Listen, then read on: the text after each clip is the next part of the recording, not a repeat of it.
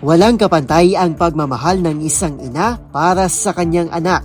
Yan ang pinatunayan ng isang 75 anyos na ginang mula sa New Taipei, Taiwan nang dinggin nito ang hiling ng kanyang namayapang anak.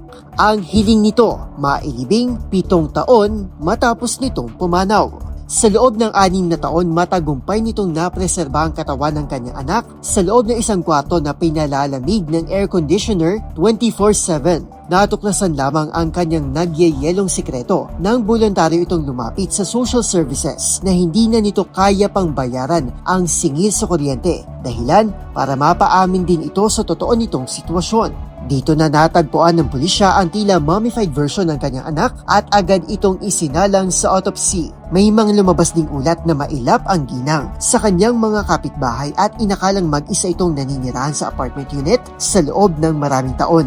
Ayon pa sa mga kapitbahay, kahit kailan ay hindi sila nagkaroon ng suspetsa sa naturang unit. Samantala, inabsuelto ng korte ang ginang sa posibleng kaso ng homicide matapos ikonsidera ang kanyang pahayag gayon din ang religious beliefs ng kanyang anak.